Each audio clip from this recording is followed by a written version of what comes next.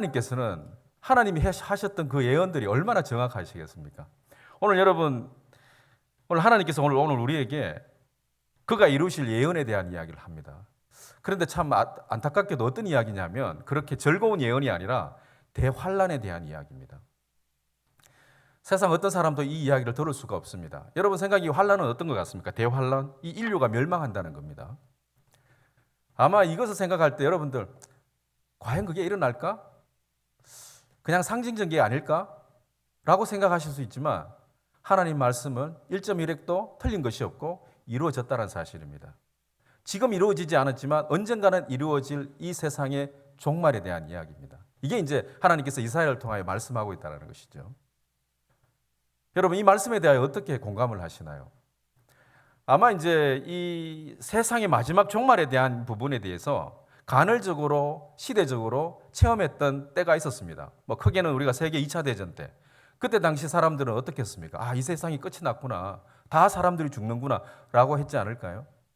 또 가깝게는 우리 조상 때에 우리 부모 세대, 우리 할아버지 세대, 우리 조부들의 세대가 경험했던 6.25 전쟁이 있습니다. 그때 그분들은 어떠셨을까요? 아마 이 세상이 끝이다라고 세상을 생각하셨을 것 같습니다. 하지만 그때의 전쟁과 죽음과 세상이 멸망할 것처럼 생각했지만 그때는 아직 대환란과 멸망이 이루어지지 않았습니다. 오늘 본문은 어떻게 보면 마지막 때에 정말 마지막 때에 이 환란에 대하여 하나님께서 우리에게 말씀하고 있다는 것이죠. 한편으로는 너무나 두렵지만 한편으로는 너무나 감사한 것입니다. 왜냐하면 믿지 않는 자들은 이 본문에 대하여 우리는 읽을 수 없고 이해할 수 없기 때문이죠. 하나님의 백성에게 이 예언을 말씀을 하고 있고 심판에 대한 이야기를 한다는 것은 그냥 이 세상 끝이 났으니까 네 마음대로 살아라는 뜻이 아니라 오늘 현재 내가 어떻게 살아야 될지에 대한 숙제를 우리에게 주셨다는 것입니다. 그런데 오늘 본문에 보면은 이 세상이 멸망하는 것에 대하여 어디에 포커스를 맞추고 있느냐 하면 땅에 대하여 맞추고 있습니다. 땅 많이 좋아하시죠? 우리 사람들 땅 싫어하는 사람 없습니다. 이 땅이라는 것은 인간과 굉장히 밀접한 관계를 가지고 있습니다. 왜냐하면 사람은 어디에서 시작되었나요? 땅의 흙으로 하나님께서 우리를 지으셨다고 했습니다. 그래서 이 땅이라는 것은 인간과 삶에 밀접한 관계가 있습니다. 우리는 땅의 소산을 먹게 됩니다. 또 땅에서 살게 되고 땅에서 누워 자고 땅에서 집을 짓고 삽니다. 그렇기 때문에 이 땅을 얻기 위해서 우리는 많은 것들을 애써서 왔습니다. 또한 하나님께서 이스라엘 백성들과 언약을 맺으셨을 때에 특히 아브라함과 맺으셨을 때에 어떤 언약을 하셨나요? 땅과 관련된 언약을 하셨다는 것이죠. 가나안 땅, 젖과 꿀이 흐르는 땅. 그리고 여러분 야베스를 아시죠? 야베스의 기도에 보면 나의 지경을 넓혀 주십시오라고 하는 것이 실질적으로 어떻게 보면 땅을 이야기하는 것입니다.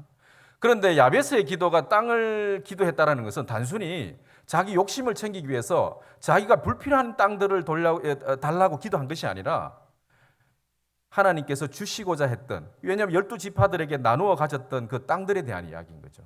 그걸 달라고 기도했다는 것입니다. 그래서 하나님께서는 각 지파들에게, 이스라엘 지파들에게 그들의 분깃을 나누어 주셨습니다. 그런데 어땠나요? 오늘 이 본문에 보면 이 땅이 저주를 받았다라고 이야기를 합니다. 땅이 왜 저주를 받았을까? 땅이 저주를 받는 것은 크게 두 가지로 생각해 볼 수 있습니다. 하나는 뭐겠습니까? 땅이 오염된 거죠. 옛날 우리가 이제 조상시대 때나 아니면 이 아브라함 시대 때 이 땅은 어떻게 보면 오늘날 우리 이 생태학의 오염과는 비교해 볼 필요는 없을 것 같습니다. 왜냐하면 그 당대에는 그렇게 기술이 발달하지 않았기 때문에 오늘날 우리가 더럽게 땅에 우리가 보면 여러 가지 쓰레기들이라든지 음식물들을 다 어디다 버리나요? 땅에다 버리지 않습니까? 그래서 요즘 오늘날 우리 현재 땅들이 더러워져 가고 있고 오염돼 수질 오염 이 모든 것들이 다 땅에 문제가 있는 것이죠. 두 번째로 우리가 생각해 볼 것은 어떤 것입니까? 땅이 더러워지고 땅이 저주를 받았다. 바로 투기였습니다. 그래서 성경에서도 하나님께서는 땅을 투기하지 말 것을 이야기하고 있습니다. 대표적인 예로 희년제도. 희년제도 아시죠? 희년제도는 7번의 7년을 지나서 49가 지나고 50번째의 희년제도, 50년째가 되면 어떻게 하라 그랬나요?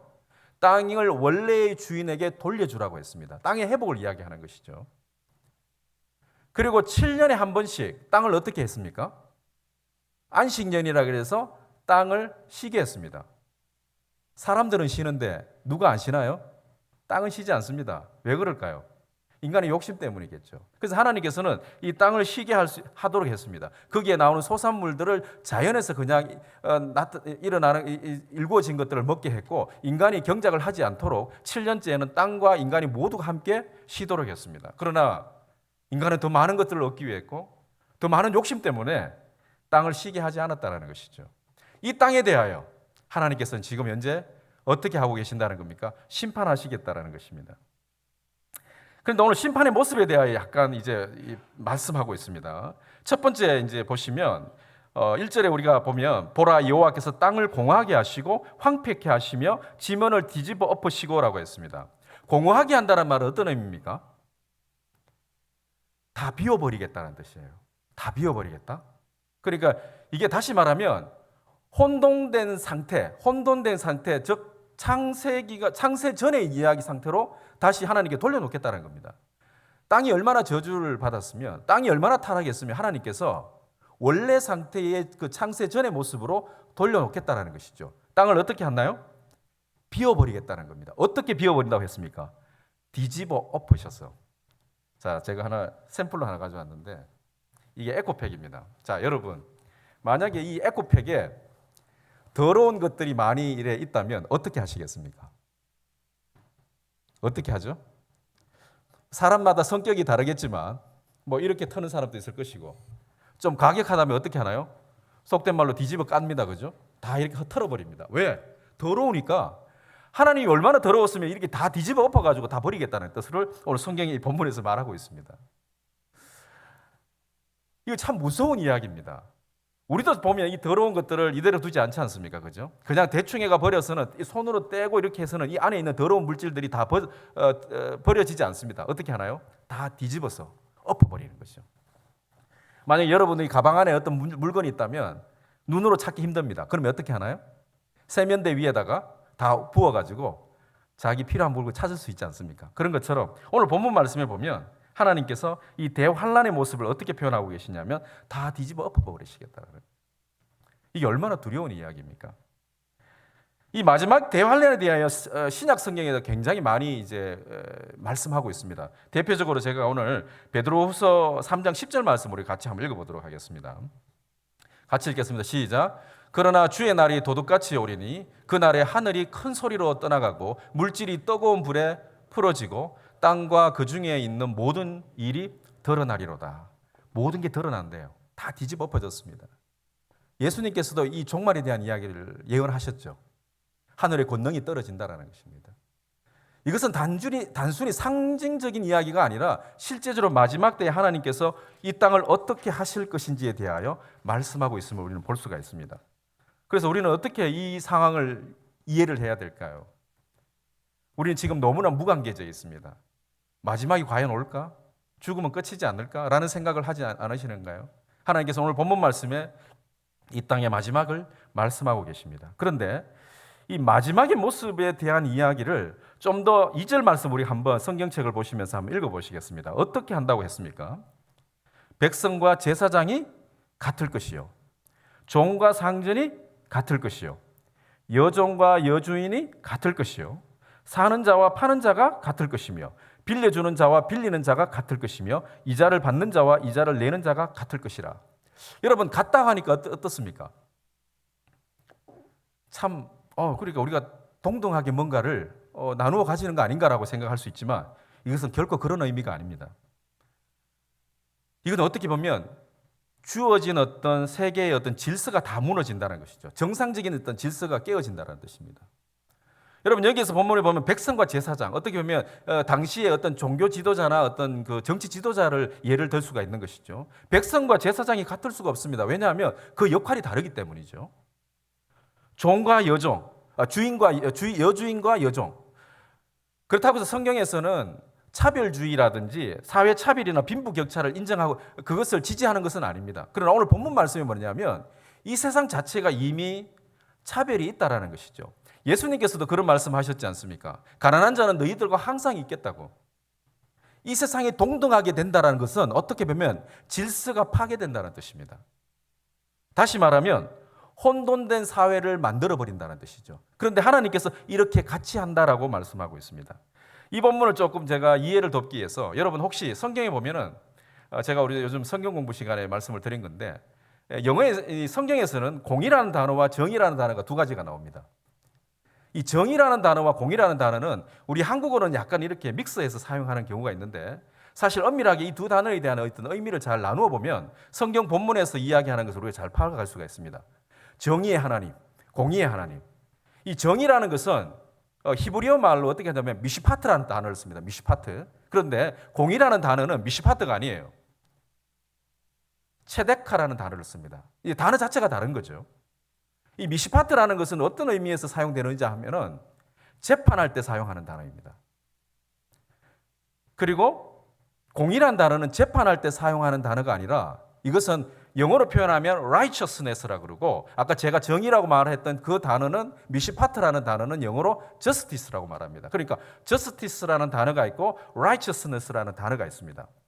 righteousness를 우리가 말하는 공의라고 말하고 정의라는 것을 justice를 말하는데 이것은 약간의 차이가 있습니다. 이제 공의라는 것은 관계적인 의미예요. 관계적인 거. 서로 사람의 관계 속에. 자, 그리고 정의라는 것은 관계적인 의미가 아니라 누군가를 재판할 때. 여러분 성경에서는 무전유죄, 유전무죄라고 합니다. 절대로 그렇게 하지 말라는 것이죠.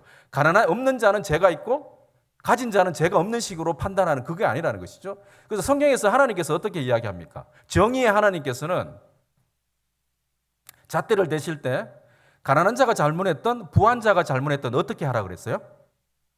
공정하게 평등하게 기준을 가지고 재판하라고 하셨습니다. 가난한 자를 봐주라고 말씀하셨지 않았다는 것이죠. 그게 바로 정의의 의미에 속하는 것입니다. 이게 미시파트라 그럽니다. 그런데 공의는 뭐냐면 우리가 살다 보면 하나님께서 그렇게 말씀하셨죠. 가난한 자를 돌봐주고 고아와 과부를 돌봐주라 그랬습니다. 만약에 여러분들 가난한 자, 오늘날 사회의 기준에 예를 들어 중간에 잣대를 대고 저 사람이 가난한 이유는 돈을 못 벌어서 성실하지 않았기 때문에 저 사람 가난한 거야 라고 버려둔다면 이것은 결코 공의로운 것이 아니라는 것이죠. 공의로운 사회는 어떤 사회입니까? 가난한 사람이 있고 부유한 사람이 있다면 부유한 사람과 가난한 사람의 삶의 질을 어느 정도 조율해주는 균형을 맞춰주는 사회가 참으로 공의로운 사회라고 이야기합니다. 좀 쉽게 이야기해서 제가 요즘 배가 나와가지고 와이셔츠를 110을 입고 있습니다. 만약에 어떤 공장에서 와이셔츠를 무조건 우리는 100만 만듭니다. 그런데 제가 여러분 배가 나왔는데 100을 한번 입었다고 생각해 보십시오. 아마 모양이 이상해질 겁니다. 만약에 제가 어깨가 많이 나오고 운동을 많이 했더라면 작은 옷을 입으면 그래도 폼이라도 나겠지만 아마 가슴은 적고 배만 나오고 옷을 적게 입었다고 생각해 보십시오. 균형을 잃어버리는 것이죠. 그러나 옷을 만드는 회사는 그렇게 만들지 않습니다. 사람마다 각자 그 사이즈를 다르게 한다는 것이죠. 이게 바로 공의라는 것입니다. 그런데 오늘 여기 본문을 한번 보십시오. 하나님께서는 공의적인 어떤 측면, 심판에 대한 것은 공의에 대한 이야기를 하고 계시지 않고 정의에 대한 이야기를 하고 계신다는 것이죠. 똑같은 기준을 내서 똑같이 만들어버리겠다는 겁니다. 이것은 사회 자체가 혼란스러움을 이야기하는 것입니다. 한 예로 세상을 똑같이 만들고 싶어서 했던 정치 제도가 있었죠. 뭐였습니까? 공산주의, 전제주의가 그렇다는 것입니다. 사람은 서로 모양이 다르고 서로 삶이 다르고 가진 것이 다르고 배운 것이 다릅니다. 그러나 그것을 가지고 빈부격차를 나누어서는 안 되지만 그런 사회가 똑같이 올 수는 없다는 것이죠. 그런데 유일하게 이 세상이 올 수 있는 방법이 있습니다. 골로새서 3장 11절 말씀에 이 말씀을 하고 있습니다. 거기에는 헬라인이나 유대인이나 할레파나 무할레파나 야만인이나 스구디아인이나 종이나 자유인이 차별이 있을 수 없나니 오직 그리스도는 만유시요 만유 안에 계시니라. 아멘. 누가 오실 때? 오직 예수 그리스도께서 오실 때만이 이 세상은 온전한 평등을 이룬다는 것입니다. 그런데 이러한 사회를 지금 우리가 경험하고 있지 않습니까? 바로 하나님의 나라. 바로 이 하나님의 나라, 이 땅에 임하여지는 하나님의 나라. 눈으로 보이지는 않지만 가시적인 땅이 아니지만 하나님의 임재하는 곳에는 뭐가 있을 수 있다는 것이죠? 평등이 있을 수 있다는 것입니다. 똑같을 수 있다는 것이죠. 우리가 예수님 안에서 이제 우리가 예배 드리고 같이 있습니다. 교회 안에 왔는데 만약에 우리가 말하는 나는 돈이 많고 나는 지위가 높아서 더 떠받침을 받는다 그런 것은 그것은 예수님 믿는 공동체가 아닌 것이죠. 가진 자나 또 가진 자나 가지지 않는 자나 주님 안에서는 다 어떻다는 것이죠? 한 형제 자매를 이루는 것이 바로 교회 공동체입니다. 세상 안에서는 이것이 이루어질 수가 없다라는 것이죠. 그래서 하나님께서 이 혼돈된 사회를 만들어 버리겠다라는 사실을 오늘 이 본문에서 이야기하고 있습니다. 자, 그런데 하나님께서 이 세상을 다 뒤집어 엎으시고 모든 사회적인 어떤 질서가 파괴되는 것, 오직 재판과 심판반이 없는 그런 사회가 되어진 이유에 대하여 오늘 성경 본문에서는 말씀하고 있습니다. 세 가지를 이야기하고 있습니다. 그 이유가 뭘까? 오늘 여러분 5절 말씀을 우리가 한번 성경 본문에서 같이 읽겠습니다. 시작. 땅이 또한 그 주민 아래에서 더럽게 되었으니 이는 그들이 율법을 범하며 율례를 어기고 영원한 언약을 깨뜨렸음이니라. 5절에 이 말씀하고 있습니다. 이렇게 된 이유가 다 뭐에 대한 이야기입니까? 하나님의 법을 어겼다는 이야기입니다. 근데 조금씩 단어가 다른데 한번 보시겠습니다. 먼저 첫 번째 심판의 이유에 대해서 한번 보겠습니다. 한번 자막을 띄워주시면 첫 번째 심판 바로 뭘까요? 그들이 율법을 범했다라는 단어가 나옵니다. 이 범했다라는 단어는 히브리어로 아바라라는 뜻인데 경계를 넘어갔다라는 뜻입니다. 이제 선을 넘은 거죠. 하나님의 말씀을 침범했다라는 것입니다. 주어진 하나님의 말씀을 지키지 않고 인간의 임의대로 해석을 했다라는 것이죠. 신명기 4장 2절 말씀 우리 같이 읽어보겠습니다. 시작. 내가 너희에게 명령한 말을 너희는 가감하지 말고 내가 너희에게 내리는 너희 하나님의 여호와를 명령을 지키라. 뭐라고 했습니까? 가감하지 말고 더하지도 말고 빼지도 말라 그랬습니다. 우리가 하나님의 말씀을 임의로 갖다 붙이거나 또 갖다 빼거나 이렇게 하지 말라는 것입니다. 그런데 인간은 어떻습니까? 내 중심적으로 내한테 이롭다고 생각하는 것은 더 붙이고 내한테 이롭지 않은 것은 빼버린다는 것이죠.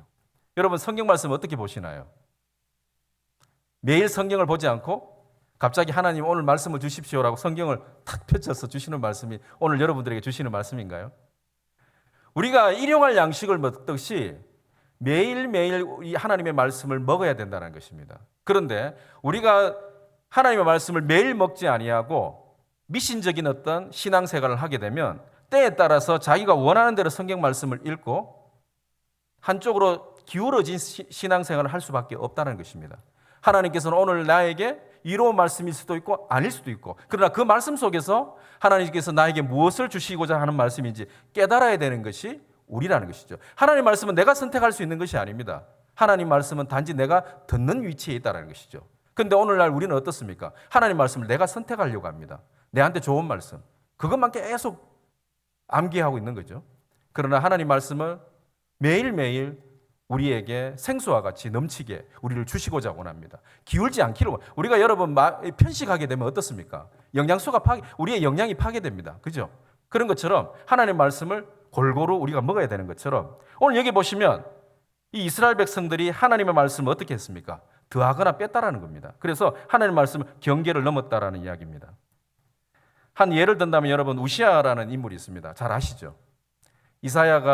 우시아 왕이 죽고 난 이후에 하나님의 사명을 받고 선지자의 역할을 하게 됩니다.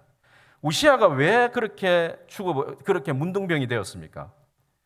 역대하 26장 16절 말씀을 제가 읽어드리겠습니다. 그가 강성하여지며 그의 마음이 교만하여 악을 행하여 그의 하나님 여호와께 범죄하되 곧 여호와의 성전에 들어가서 향단에 분향하려 한지라.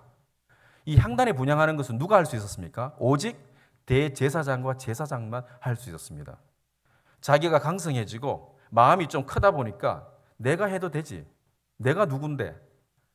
내가 왕 중에 왕이야. 라는 마음으로 향단에 자기가 향불을 분향하러 갔다는 것입니다. 그때 하나님께서 우시아를 치시고 그에게 문둥병을 그에게 나타나게 하셨다는 것입니다. 저주를 받은 것이죠.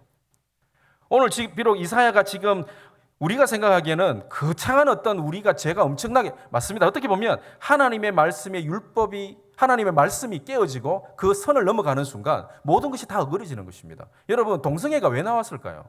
다 하나님의 말씀을 지키지 않았기 때문인 것입니다. 자, 두 번째로 하나님께 심판에 대한 이야기를 하고 있습니다. 같이 한번 읽으시겠습니다. 하나님의 말씀을 변경하고 상대화시켰다. 여러분 여기 두 번째 나오는 것이 이제 앞에 있는 것은 율법을 범했다 그리고 그 다음에 나오는 말씀이 율법을 어겼다라는 말입니다. 그런데 어떻게 보면 두 말씀은 다 비슷한 말씀인데 면밀하게 그 원어를 따라 걸어가면 어기다라는 말은 변형시키다, 변질시키다라는 뜻입니다. 어떻게 보면 선을 넘은 것과 비슷하겠지만 변질시키고 변형시켰습니다. 그 대표적인 인물이 누굽니까? 생각나시나요? 창세기에 아담과 하와지 않습니까? 하나님께서 동산나무에 있는 선악과를 절대 따먹지 말아 했습니다. 그리고 그걸 먹으면 어떻게 한다 했습니까? 죽는다. 너 죽어라고 했는데 이들이 어떻게 해석을 하나요? 동상 중앙에 있는 나무 열매는 하나님의 말씀에 너희는 먹지도 말고 만지지도 말라 너희가 죽을까 하노라 하셨느니라. 누구의 게임을 받았습니까? 뱀의 게임을 받아 하나님의 말씀을 자기가 원하는 대로 지금 해석을 하고 있는 것입니다. 우리가 영적으로 타락하게 되고 하나님 앞에 바로 서지 않으면 말씀을 자꾸 자기 임의대로 타락하고 변질시키는 것이죠. 왜 이단이겠습니까? 이단이라는 단어가 끝이 다르다는 뜻입니다. 이단. 끝 단자를 쓰죠. 끝이 다르다는 것입니다. 이단들은 다 맞는데 뒤에가 달라버립니다. 변질시켜버린 것이죠. 자기들에 맞게끔, 자기들의 그 어떤 성장을 위해서. 한번 우리가 다시 이와 같은 본문을 한번 우리가 예의 본문을 한번 읽어보시겠습니다. 열왕기하 16장 10절 말씀 우리 같이 한번 읽어보겠습니다. 시작. 아하스 왕 아수르 왕 디글라 빌라셀을 만나러 다메섹에 갔다가 거기 있는 제단을 보고 아하스 왕이 그 제단의 모든 구조와 제도의 양식을 그려 제사장 우리야에게 보냈더니, 이 내용은 어떤 내용이냐 하면은 아하스 왕 아시죠? 아하스 왕은 그 우시아가 바로 이제 우시아의 손자였습니다. 그래서 이제 아하스 왕 때 이사야가 이제 아하스 왕을 찾아가서 아람 나라와 북이스라엘이 연합군들이 남유다를 공격해 온다라는 소리를 듣고 벌벌 떨었습니다. 그래서 누구에게 도움을 요청하나요? 아시리아에게 요청을 합니다. 그런데 이사야는 아시리아에게 요청하지 말라 그러죠. 그래서 하나님께서 징조를 보여주시겠다 했는데 그것이 뭐였습니까? 처녀가 아들을 낳는 그 잉태에 대한 이야기를 그때 해줬던 것이죠. 이때 이 아하스 왕, 그런데 하나님을 의지하지 않고 이사야가 네가 하나님 앞에 기적을 하나님의 이적을 보여주실 거니까 그것을 네가 원하는 걸 구하라 하지만 자기는 그렇지 않습니다. 자기가 그렇게 이야기합니다. 나는 별로 원하는 거 없고 나는 별로 기대하는 거 없다. 이미 자기 속마음에 누구를 기대하고 있나요? 아하스 왕이 와서 아하스 왕이 아니죠. 아시리아 왕이 와서 북이스라엘과 아람 군대를 이길 수 있다. 그래서 나는 하나님을 의지하지 않겠다라는 것이죠. 얼마나 교만한 마음이 있었습니까? 그런데 아시리아 왕을 만났습니다. 아시리아 왕을 만나고 난 이후에 어떤 마음이 바뀌었느냐면, 일단 전쟁에서 누가 도와줬나요? 자기가 보기에는 아수르 왕 디글라 빌라셀이 아람 군대와 북이스라엘 군대를 몰아내어 줬다라는 것이죠. 이때부터 더욱더 아시리아를 신뢰하게 되었습니다. 이 아하스 왕이. 그런데 거기 가보니까 그들의 그 제단과 구조 양식이 너무나 멋있어 보였는 거예요. 그래서 그것을 그려다가 그때 당시 제사장이었던 우리야에게 뭘 이야기합니까? 우리도 이렇게 성전을 바꾸자라는 것이죠. 하나님께서 정해놓았던 예배의 그 틀을 이 아하스 왕이 아시리아 왕의 아수르의 그 제단의 모양을 따라 이것을 변경했다는 것을 볼 수가 있습니다. 이사야가 있었던 그 당시에 하나님의 말씀은 풍성한 것이 아니라 변질하고 변경하고 임의대로 사람들의 욕심을 쫓아서 바꾸었다라는 것을 오늘 본문에서 말씀하고 있습니다. 세 번째 이유는 뭐냐? 바로 하나님과 계약을 파기했다. 그래서 영원한 언약을 깨뜨렸음이라고 했습니다. 이 영원한 언약을 깨뜨렸다는 것은 무효화시켰다라는 것입니다. 누가요? 사람들이 언약을 맺은 것을 다 파기했다라는 것입니다. 여러분, 영원한 언약은 무엇을 의미하나요? 영원한 언약. 십자가 사건입니다. 이 영원한 언약은 바로 십자가 사건이었습니다. 십자가 사건. 하나님께서 아브라함과 그 후손과 그 맺으신 언약을 영원한 언약이라고 했습니다. 그리고 그것이 바로 이스라엘과 제사장들과 맺은 레위 지파들과 맺은 그것 또한 영원한 언약이라 했습니다. 그리고 하나님께서는 다윗과 그 맺으신 언약을 영원한 언약이라 했습니다. 그런데 이 영원한 언약이 언제 성취되느냐 하면 그 혈통으로 메시아가 오실 것이라는 바로 예수 그리스도지 않습니까? 예수 그리스도께서 이 영원한 언약을 이루신다는 이야기입니다. 그 영원한 언약은 어떤 언약이었습니까? 오늘 여러분 히브리서 13장 20절 말씀 우리 같이 한번 읽어보시도록 하겠습니다. 히브리서 13장 20절 말씀입니다. 시작. 양들의 큰 목자이신 우리 주 예수를 영원한 언약의 피로 죽은 자 가운데서 이끌어내신 평강의 하나님이, 바로 이 영원한 피는 예수 그리스도의 피로 언약을 맺었다는 것입니다. 그런데 사람들이 이 언약을 다 깨버리는 것이죠. 하나님이 세상을 이처럼 사랑하사 독생자를 주셨으니 이는 그를 믿는 자마다 멸망하지 않고 영생을 얻게 하려 하심이라. 우리가 아직 죄인 되었을 때에 그리스도께서 우리를 위하여 죽으심으로 하나님께서 우리에게 대한 자기의 사랑을 확정하셨느니라. 그런데 마지막 때가 가면 갈수록 예수님께서 이런 말씀하셨지 않습니까? 믿는 자를 보겠느냐. 세상이 가면 갈수록 악해 갈수록 믿는 자를 볼 수가 없다는 것이죠. 예수 그리스도로 피로 말미암아 우리의 죄를 사해 주시고 하나님의 영원한 언약을 이루시게 하신 것이죠. 그런데 이제는 어떻습니까? 뭐 예수 믿어가지고 뭐 되겠어? 뭐 예수가 무슨 구원이야? 예수 안 믿어도 다 천국 갈 수 있어. 뭐 나름 각자 이제 선한 일을 하면 돼라는 이야기를 한다는 것이죠. 아마 우리가 더욱더 살면 갈수록 더욱더 복음에 대한 어떤 가치는 떨어질 것 같습니다. 왜냐하면 우리 자신들이 이 복음에 대하여 그렇게 간절함이 없기 때문입니다. 믿는 둥 마는 둥. 과연 우리 자녀들은 이 복음에 대하여 어떻게 생각하고 있을까요? 과연 내 남편과 내 아내는 이 복음에 대하여 어떻게 생각할 수 있을까요? 한번 보십시오. 오늘 우리 수요일 예배나 주일 오후 예배를 한번 보십시오. 과연 얼마만큼 우리가 예배를 사모하고 예배 가운데 나옵니까? 그냥 시간이 되면 나오고 습관적으로 이제 나오지 않습니다.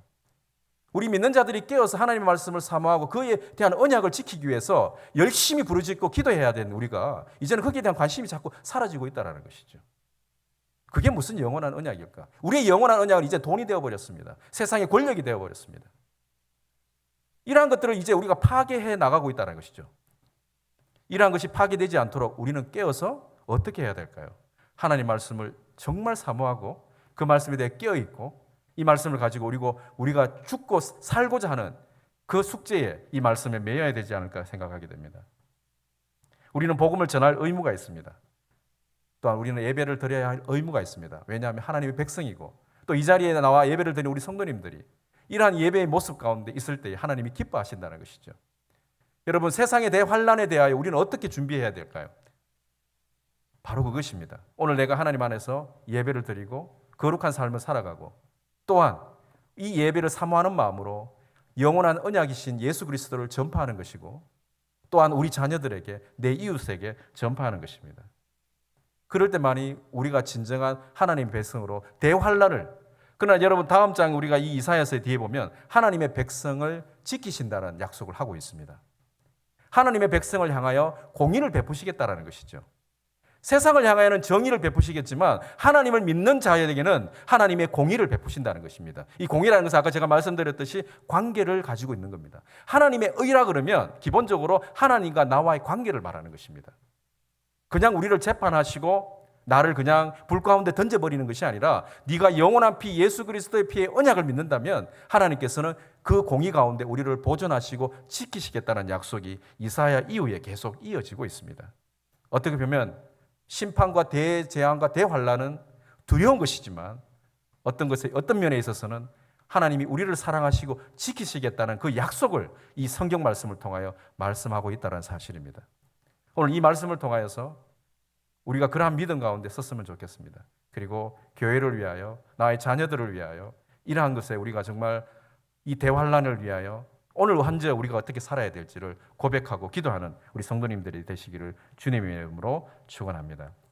우리 찬양 드리겠습니다.